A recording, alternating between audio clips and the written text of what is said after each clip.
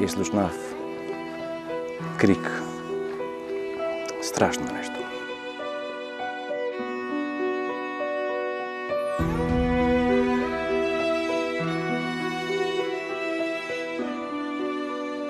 Кога се разбудив јас, имаше тројца врз мене и не можев да станам.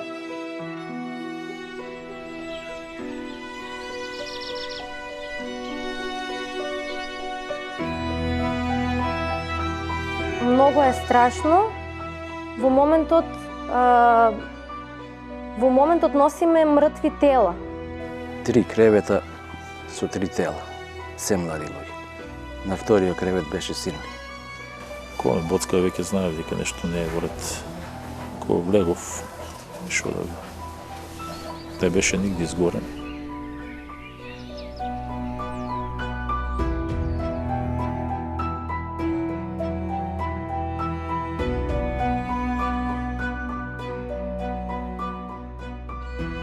Кога се сретнуваш со луѓе кои ги знаеш, кои доживеале, да речеме, трагедија, ми се чини дека некако вртиме глава еден од друг за да не се сретне.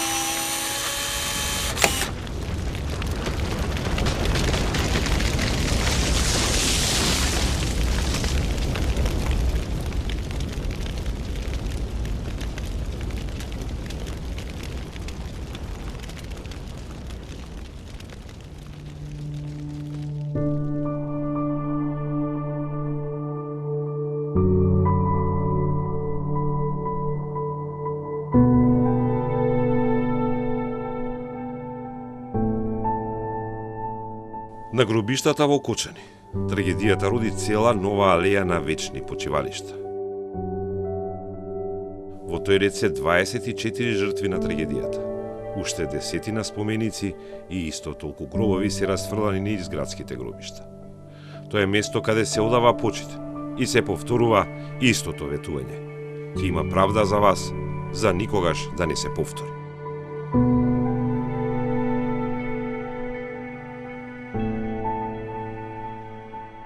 Првиот ден по пожарот во кабарето Пулс беа избројани 59 загинати и над 100 повредени. Но бројот на жртвите не престана. Се искачи до 63. Последен во октомври, 7 месеци по трагедијата, почина пејачот Владимир Блажев Панчо од групата ДНК, која го одржуваше својот последен концерт. Деновите после пожарот, уште над 100 посетители на Пулс открија дека имаат тешки и сериозни повреди на дишните патишта, тешко оштетени од отровниот чад.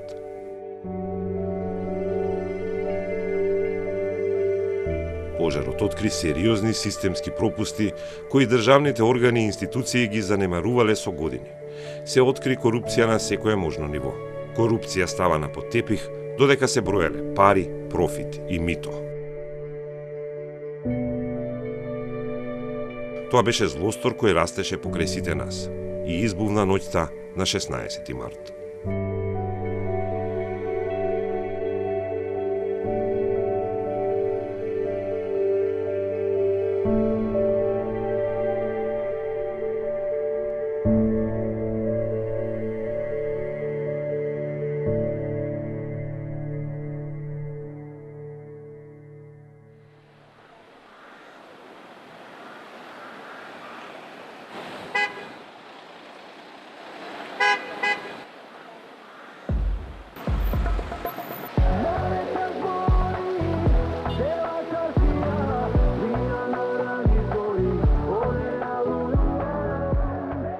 некој начин, општо, во градот се секаше некоја добра енергија, тоест преубава енергија, и гледам дека 90% од тоа ги натера да идат и сите тие млади, бидејќи кој не ги слуша ДНК, и сите сакавме да бидеме таму. Кога имам 3 дена слободни и си отидам дома, не сум се отишол 2 месеца. Си дојде дома од 9:30 и само се поздрави. Немаше ни 5 минути дома, како? Седна вика ќе излавам. Седи малку, вика, не сме се виделе. Не, ќе се видим утре, вика, аз ќе излезам, вика. Ќе да се видам, вика, со другарите. Те су се видели одамна.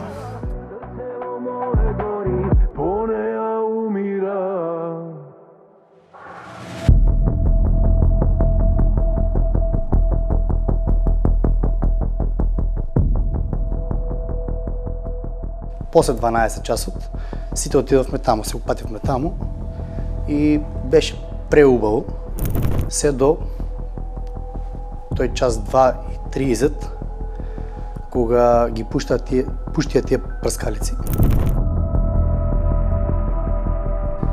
И се случи оган на плафонот горе, но ние несериозно го свативме тоа и огнот многу брзо, со огромна брзина се ширеше. Побрзо, да изгасиме за нешто, има ли така? Брзо. Идете напад, ќе се вратим. По таа причина, што ние не го свативме тоа сериозно, се створи стампедо. Мојот сина работеше во една фирма во Кочани, ноќна смена, и приметил дека веќе голема раздвиженост, луѓе доаѓаат и ми се јавува. Среде ноќ беше околу 2:30, 15 до 3 негде, има пожар во пулс, вика ги за сериозна работа.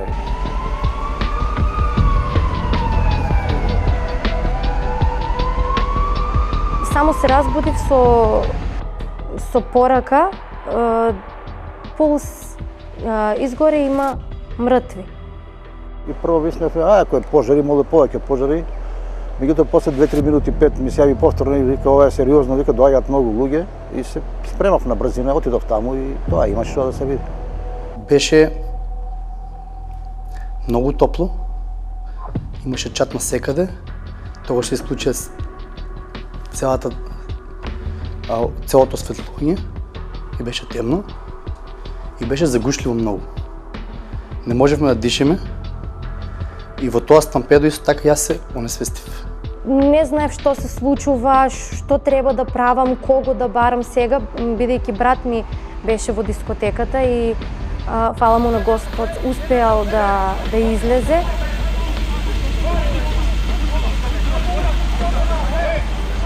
Ме разбуди една момичка што ме познава. Кога се разбудив јас, имаше тројца врз мене и не можев да станам. Тражев некоја помош да ми помогнат, но секој гледаше да спаси глава. На некој начин пробав да ги разбудам тие тројца што беа врз мене, но не успеав. И пробав сам, ги совлечав патиките, навлечење, натеглење и излегов сам.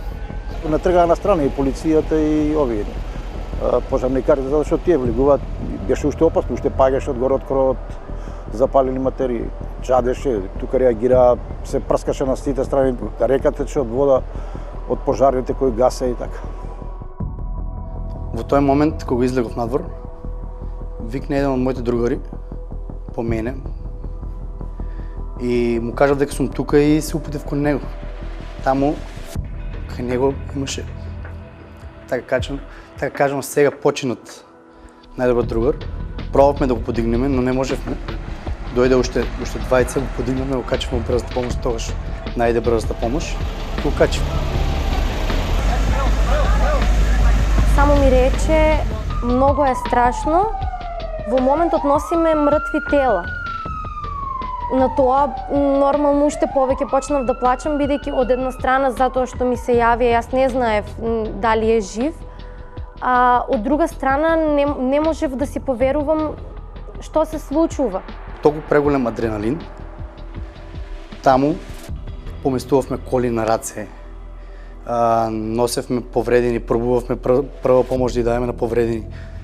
После неколку 20-30 минути отидовме во болницата И бидејќи имам обука за прва помош, дадов се од себе да ја помогнам на сите тие повредени, на тие што беа, така кажано, без сознание. Се трудев, но немаше никакви знаци. Луѓе починати изнесени надвор на асфалтот, други ги носеа директно во овој брза помош, надевајќи се дека можеби има шанса да се спаси некој од нив. Родители си ги бараат децата, прашуваа за другарчиња и така. Другарка која работи во болницата во Кочани и само ми пишуваше има 5 мртви, 10, 15, 20, тој, други ми се јавуваат за другари, другарки, го бараме, го нема. Беше премногу хаотично, шокантно, не знаевме како да реагираме. Таква трагедија немало и не сме известувале, нели, за среќа. Па и успорно да кажам, ето оправдување, ние бевме ограничени затоа што сето тоа околу нас беа наши луѓе и сега глупо е, на некој начин, глупо е да снимаш, да трчаш, да бараш добри инсерти кога луѓето носат луѓе и спасуваат, изнесуваат од пулс. Јас знаев дека мора да се соберат одредени инсерти, мора светот да види што се случило, јавноста да види што се случило и се обидов од некои позиции така поскриени и со телефони, со камера да фатам некои инсерти и тоа е. Внатре не влеговме затоа што беше загушливо и имаше сериозни последици. Влегуваа само со маски овие кои беа стручни службени лица.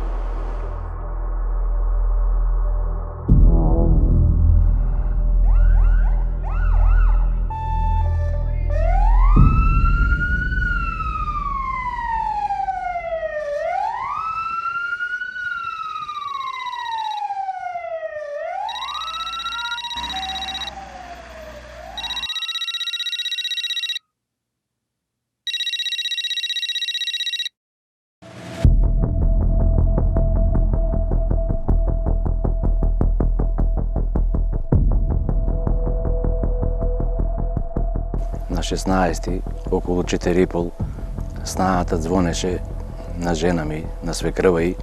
Таа беше пред породување. Дента на 16-ти требаше син ми да носе во Чаир. Мисливме дека добила породилни болки и требаше да спадне жена ми да ја чува внуката, Елена.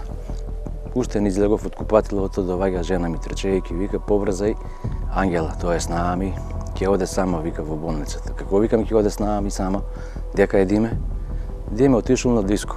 Мене ми се истиот момент све заврте. Никогаш нема иде на диско.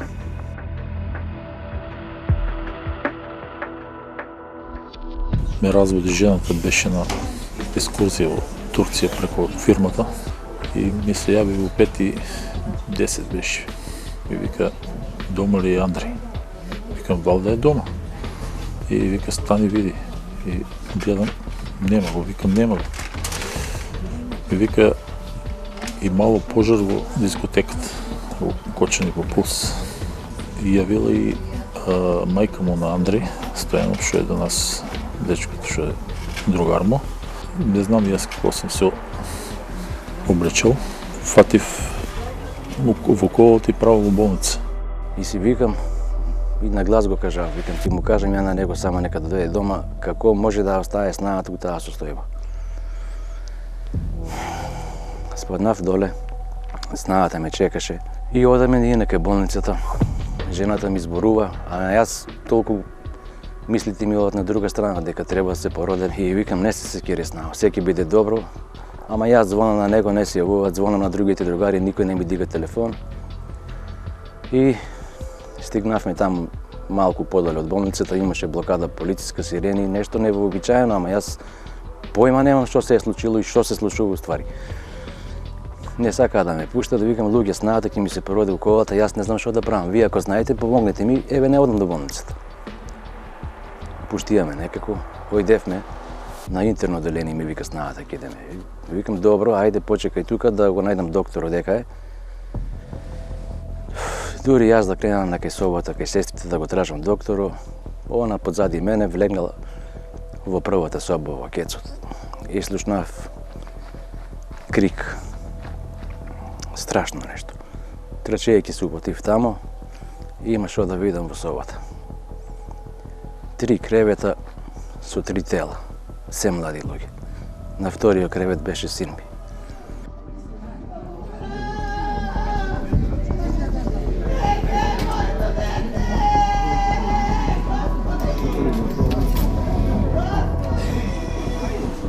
Болницата беше страшно. Незамисливи слики. Внетре сите викат, пискат, повредени, кажуват, многу мртви. И сега бев у шок, прашаш доктори, кој познаваш, има ли го, нема го тука, нема го вамо. Таа ноќ беше полна со неизвестност. Страв, надеж дека можеби сепак ќе се случише чудо. Отидовме за Штип, по Штип, братучет му и сестра ми, во Штип прегледале болницата со некој, со тај другар му, он бил полицаец и ги прегледале сите соби, сабарите во 6 саат. И ми јавува, вика, Вујче, нема никој, нема, тука го нема. Качи си, вика, јас ке возам, ти не си, вика, стојај, ајде, викам, вози. Отидовме во болницата во Мајка Тереза, и таму беше хаос, имаше многу овде, и на секоје 5 минути стасуваше комби. Прашаме, вика, нема тако, вика, чека, ќе видиме во градската. Дали има таму, звонија таму. Ми кажа одма дека нема, вика, таму тржете, вика, 8 септември. Потраживме таму список, исто немаше. Вика, ќе видиме во Систина. Подзвонија и таму, и во Систина немаше. Тоа викам, немаше друго, вика, мора да тражиме. Бев од првите родители кои стигна во дискотеката Пулс и имав уште надеж дека мојата ќерка можеше да се спаси. Ние ни не слушнавме од докторот дека мојата ќерка нема надеж за спасување. Беше оставена сама на столот. Кога влеговме ние да видиме што се дешава со мојата ќерка, ние видевме дека оставена сама на столот и дека е почината. Знаете како, мозокот одбива да прифане дека е тоа, гледам дека е син ми, ама си викам дека не е. Формираа група, објавија слика и го тражат по групи ово онај. Тоа знавме дека бил во Штип. Пред тоа вика, добре, демек не сме во неделя. И дојдовме во Штип 15 за 9, бевме во Штип веќе. И чекавме и едно време ни известија дека е товар, дека бил на кислородна поддршка. Сега дали е тоа спок да не настане хаос, се не купувале се време. Беа го прво уметнали во повредени, после го повлеко тај список, па после друг список и го немаше и баш провикам како сега го имаше, не го нема. И после неко време 15-20 за 1, 10 за 1 беше. Вика, оди, вика, ќе влезеш горе, отидовме со внукот и гледам нешто, двајца полицајци напред, двајца назад. Отидовме на 4-ти спрат и вика да те боцкаме. Зашто, викам, ќе ме боцкате, вика. Не, вика, мој да се, од призору, вика, да се потресеш, вика, да се смиреш, вика, некци.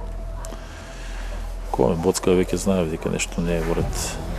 Кога влегов, шо да ви. Не беше нигде изгорен. Само беше нагмечен тука на половината. И не знам.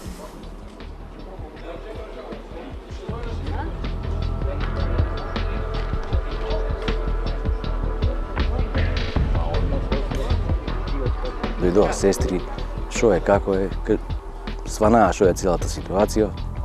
Не знаја шо да направат во истиот момент. Ајде, излезовме малку надвор да се смире. Колку ми е било на мене тешко, на неа сигурно е било повеќе тешко. Вика, иди види уште днеска, не е он, нели, не е он. Викам, не е, отидов.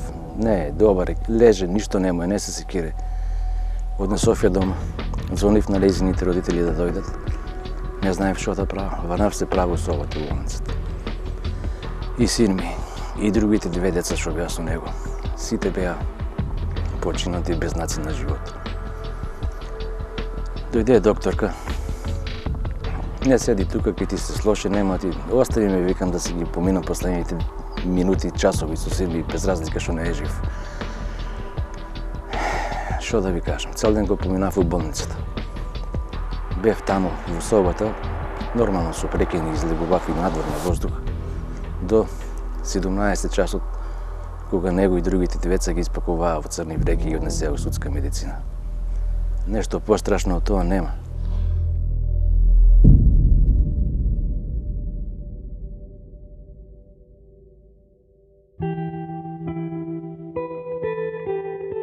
Линијата на фронтот на злосторството во Кочани се ширеше низ повеќе градови во Македонија. Жртви паѓа во болници во Скопје, Штип, Кочани. Десетици мртви, стотина повредени, ама само во првиот бран. Жртвите не престанува. Но за семејството на Димитар Димитриев, загинат на 30 години, животот не смееше да престане.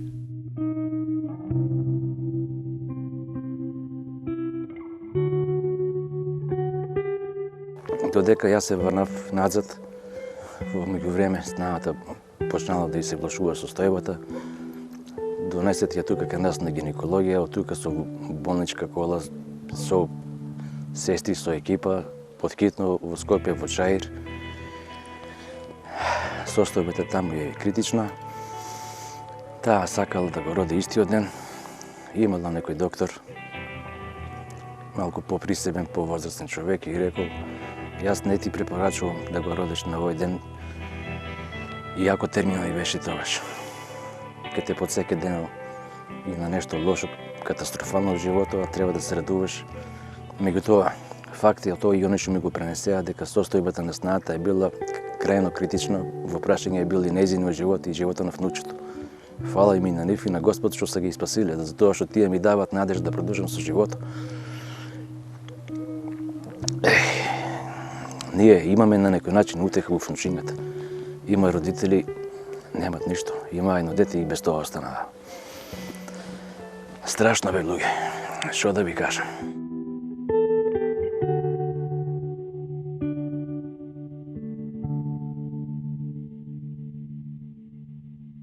Имам починало тројца најдобри другари.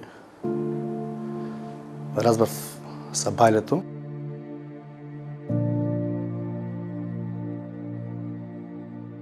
Се упатив кон болницата, бидејќи имав проблеми со дишењето и среќа се најде кислород за мене и ми помогна со кислород и со, не знам точно, некои инекции примав.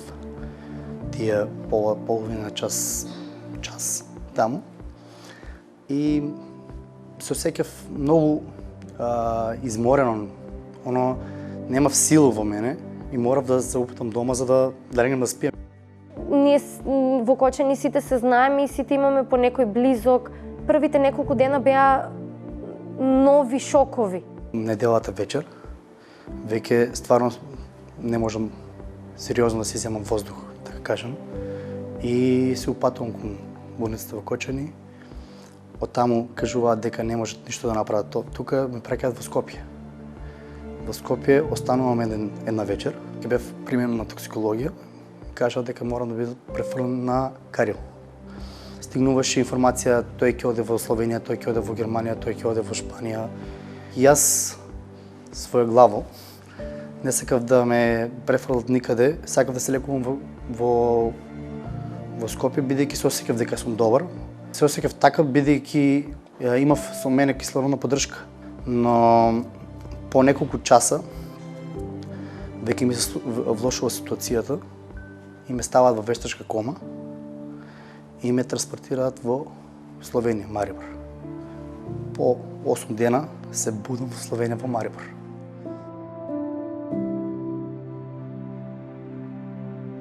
Кога си во кома, сонуваш константно цело време сонови. Слушаш кој што зборува, како зборува и 90% од соновите ми беа српско-хрватски, словенски, така кажано. И кога се разбудив таму, знаев како да сум во Словенија. Како да сум некаде не во Македонија, туку некаде дали Хрватска, дали Словенија. И кога се разбудив таму, Одма на тоа ми текне дали ги закопаа моите другари, бидејќи не знаев колку време сум во кома. Мислев дека тоа само еден ден трае. Ствари, јас сум бил 8 дена во кома. Самите тие доктори во Словенија знаеа што прават, тоа сакам да ги пофалам, бидејќи таков принцип на работа и таква грижа што има спрема мене и што ми го кажа, не знам дали на друго место така било, но јас сум презадоволен од нив. Ми кажа дека не треба да останам во болницата во Скопје, бидејќи таму сум фатил бактерија која ми предизвикало да останам уште неколку денови во кома. Севкупно бев 24 дена и ден по ден ми се намалуваше кислородната поддршка и дојдов до станав без кислородна поддршка, чекав хеликоптер од Македонија. Дојде хеликоптерот ме зема и се вративме 24 ден во Скопје. Сакав првично да ги посетам родителите на починатите и исто така и да се соочам со тоа да ги видам, да идам кај нив на гроб, да ја запалам свеќа, да ја однесам цвеќе. Андре беше како дете, още енергичен, многу темпераментен. Още од мали нозе почна да игра фудбал. И го следа и тука медиуми Славчо го сликаше, имаше още 7-8 години го почнува да го слика по терени. И го, ама почетоко одевме да го гледаме со мајко, мама се срамуваше многу и нека ще играе и затоа избегававме да не го гледаме и после почна да се опушта. 13 години беше скаутирано още од работнички. Беше му понудено, вика, кога ќе завршиш 8, да дојдеш во работнички. Ама некој не прифана тоа и прво отиде во металург и после една година така. После отиде во работнички, таму беа и 2017 беа двојни прваци во младинска конкуренција. Двојна круна беа освоиле и купот и шампионската титула. После на 18 години доби професионален договор со работнички и почна таму да играе за сениорската екипа. Последниот сон на Андре беше да играе во голема лига. После во телефонот, кога отворивме нешто, имал контакти со Холандија, со фудбалерот што беше Горан Попов. Имаше контакти, ми кажуваше дека имал контакти со него и он сакал да го води во Холандија. Кога после смртта гледам, кога гледав тај надпрв, над дресот му пишуваше Андре Лазаров во чест и цел стадион во Херенвен, мислам дека беше. Цел стадион шлака араци беше во... И тоа он го покажуваше дресот на цела публика.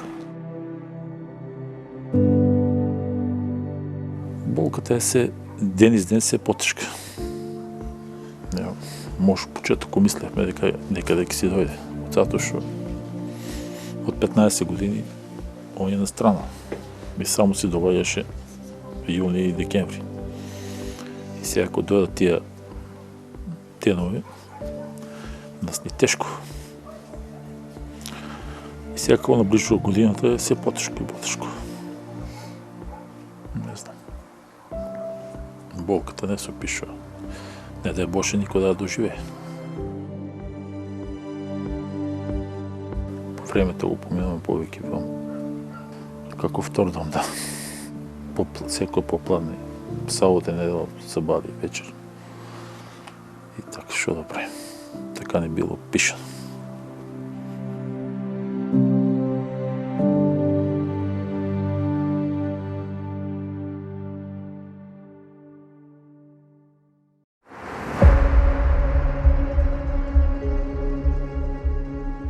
По пожарот и до погребот, Кочани беше пуст град. Не работеше ништо. Се нижеа лошите вести. Се бараше информација повеќе и се изроди во нова смисла граѓанскиот активизам. Младите го формираа супорт Кочани. Јас во организацијата почнав отприлика една недела откако се случи трагедијата. Првите неколку денови одев во канцелариите каде што започна Супорт Кочани, бидејќи брат ми работеше таму. Во моментот кога свативме дека институциите не реагираат веднаш, се реагираше брзо и потребата беше да се реагира брзо без разлика на кој начин ќе биде тоа. Така да постепено, како што минуваше времето, создадовме некаква структура и станавме посериозна организација за која никој не се надеваше дека ќе прерасне во такво нешто и дека всушност цел свет ќе слушне за неа, бидејќи со тоа што слушна, ние го постигнавме ова да се собере толкова финансиска помош огромна. Активизмот не застана само во младите генерации, во недостаток на реакција, поради спората правда, истрагата која се уште немаше обвинети. Родителите на загинатите на 5 април 2025 го организираа првиот марш за ангелите. Секоја сабота, родителите излегуваа на мирен марш за да потсетат дека правдата во Македонија има итна и одговорна задача. Кога ќе изгубите дете, поради системски пропусти, молчењето не е опција. Ние не ја заменуваме државата, туку ја потсетуваме за нејзината обврска, да има одговорност, да има правда и да има промени. Ова не е само наша лична болка, ова е прашање за безбедноста на сите млади луѓе во Кочани и во нашата држава. Ако институциите си ја вршеле работата навреме, денес многу деца ќе беа живи затоа што нашата борба не е само за нашите деца, туку за да не се повтори никогаш повеќе ваква трагедија. На 28 февруари се одржа уште еден марш за ангелите, последен во првата година болка по трагедијата. Родителите се собраа и повторно одадоа почит на нивните најблиски кои ги нема. Маршот ги обиколи улиците на Кочани и ги потсети сите на загубата и на недовршената правда. Сега веќе се одржува во организација на Сдруженијето 16 март 2025, формирано од самите родители. Корупцијата е една од клучните причини зашто постои нашето Сдружение 16 март. Кога системот дозволува правилата да се кршат кон инспекциите, како не реагираат, а институциите затвараат очи, тогаш трагедиите стануваат неизбежни. Ние како родители не можеме да прифатиме дека очигледните пропусти се игнорираат. Затоа постојано укажуваме на фактите, бараме целосна истрага и одговорност на сите лица, без разлика на функција или на позиција. Во Супорт Кочани беа формирани тимови кои ја полнеа веб страницата со податоци за локација на повредените, реализираа врска на оние што сакаа да помогнат со оние на кои им требаше помош. Супорт Кочани стана лице на отпорот и емпатијата на новата генерација и гнездо за помош на оние кои го преживеа пулс, со повреди, со изгореници, со трауми. На почетокот се фокусиравме на финансиска помош и на тоа да се дадат информации кој каде е сместен, на кој каква помош му треба, колку му треба. И на страната беа ставени сите кои беа согласни за да примаат донации. Сите на различен начин тагуваме, сите на различен начин се справуваме со болката и со различни ситуации. Сите користиме различни одбранбени механизми врз основа на тоа какво искуство сме имале претходно. Затоа и кога почнавме со Гнездо, со младенскиот центар кој е проект под Супорт Кочани, внимававме на секој детал и внимававме на кој начин ние ќе ја пружиме таа психосоцијална поддршка. Ова го направивме место каде што секој ќе може да дојде и да биде слушнат, бидејќи во овој момент на луѓето нешто што им треба е емпатија и човечност. Постарите активисти се соочуваат и со притисоци, но нивната порака е јасна и непоколеблива. Во нашите активности често се соочуваме со различни притисоци, директни и индиректни. Понекогаш тоа се обиди нашата борба да се замолчи и да се прикаже како нешто што треба да се заборави во текот на времето. Но за нас, како родители, заборавање не постои. Сепак тие притисоци само уште повеќе не зајакнуваат. Ние ја водиме оваа борба јавно, достоинствено и упорно, затоа што станува збор за правда, правда на нашите деца. Нашата цел не е конфликт, туку вистинска одговорност и колку и таа да има обиди, нашата борба да биде невидлива.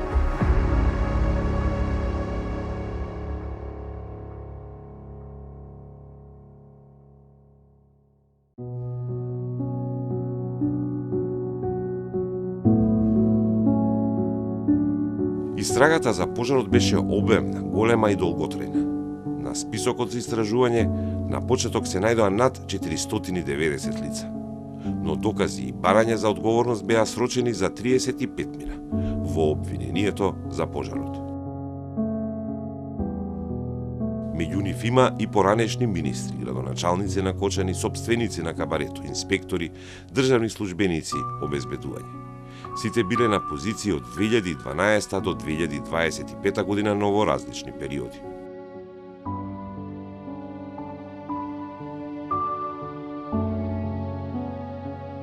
Уште 25 полициски службеници во друг процес се обвинети.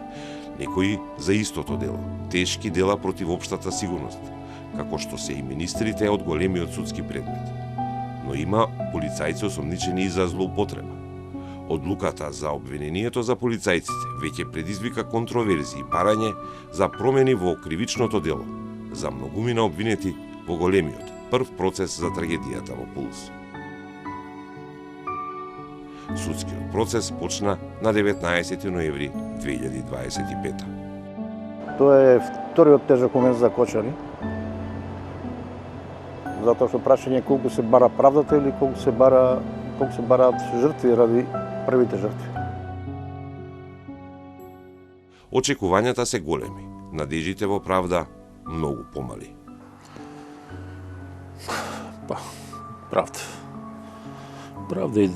Правда, надаме се дека треба да има правда, али не верувам дека ќе има правда. Овој систем тешко. Затоа што е тест за државата да веруваат сите у системот, тебе води излезе на прав пат за да има некој одговорен. Оти не е се овој више убиство од небрежност, че не е само некој затајувал цело време. Симптоматично ми е тоа што нема го времето на смрт, ниту кај мене, ниту кај другите родители што ги има добиено од блиските наводи. И за тоа не убедуваат дека не можеле точно да ја утврдат и не било толку битно. Не ми е јасно денеска на 21 век со оваа техника да не може да го утврдат тоа. Јас кога отидов 10 до 5, син ми беше ладен и починат, без знаци на живот. Од Доблуцкиот народ што го добивме, нагласено е насилна смрт, тоа е сигурно. Од смрт од нагмечување, ако добро се сеќавам, дислокација на 7 ребро од десната страна. Видливо немаше никакви повреди. Кога ќе ги погледнеш и него и другите деца, мислиш дека спијат. Сега, ако мене ме прашате, правда треба да има. Правда ќе има, а дали ќе е таа вистинска правда, тоа е друго прашање, според мене. Може би, сите овие што се обвинети се виновни. Некој повеќе, некој помалку. Ама не може никој од актуелната власт да не биде виновен. 9 месеци беа на власт. Ако не се кривично одговорни, требаше да понесат морална одговорност. Ниту збор нема за тоа. 1 година помина, нема комеморација. Правда треба да има. Ќе видиме што ќе биде, како ќе биде. Ако нема тука, надеваме се дека горе на небото има некоја друга правда, вистинска правда. Во однос на судството и обвинителството, нашата борба е јавна и упорна. Ние бараме вистина да се види целосно, а не селективно. Само вистинската правда и соочување со корупцијата може да се врати довербата во институциите и да се осигура дека ваквата трагедија никош веќе нема да се повтори. Бев сведок од страна понуден од страна на обвинителството и се соочив со тоа, бев во судница, давав изјава и ќе видиме што како ќе биде.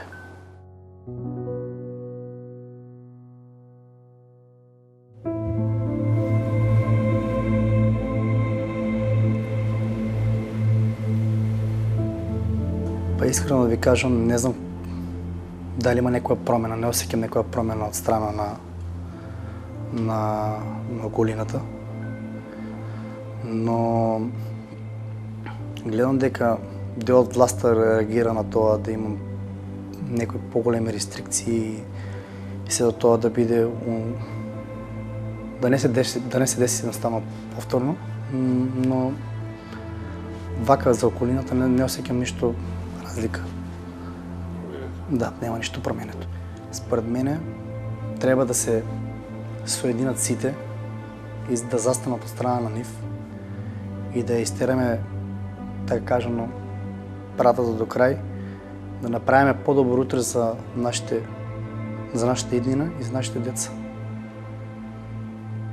Да не го оставиме ова така, туку да промениме. Ако се загинале, веќе да се знае дека се од сега натаму ќе функционираме како држава, не како до сега што е било, да имаме се некој со секоја работа да имаш роднин или пријател да завршиш. Не, мислам дека и за тоа најголем дел младите се изменуваат од државата. Поради тие неправди што ги трпат овде. И не е само да имаш книжка па да се вработиш. Младите се така оддалечуваат помалку и ќе треба, сега се во позиција некои проекти се прават за да се работи со младите за да евентуално се санираат тие нивни чувства на опасност, на безвредност, на активностите кои ние тука ги правиме да бидат по-опуштени активности, креативни, едукативни работилници имаме тука, за да можат на некој начин да ги тргнат мислите од она што за жал е реалност сега. Истовременно и оние кои гледаат веќе дека одредени симптоми се појавуваат, како анксиозност, неизвестност некоја, веќе се свесни дека им треба помош и мислам дека ја бараат повеќе од претходно. Оттежнено дишење, бидејќи тоа ми беше главно на мене повредата. Со дишните патишта беа 100% црне-белите дробови. И од таа причина сега имам оттежнено дишење.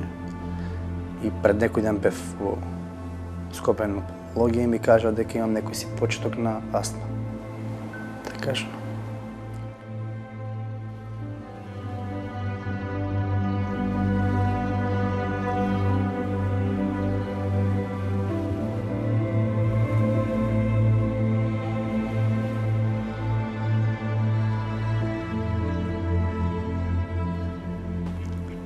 Знаете ли колку ми е криво, јас колку пати му имам речено, оди бе во Германија, кум ти е таму те викат, другарите викат, не, од Македонија нема поубаво место за живење.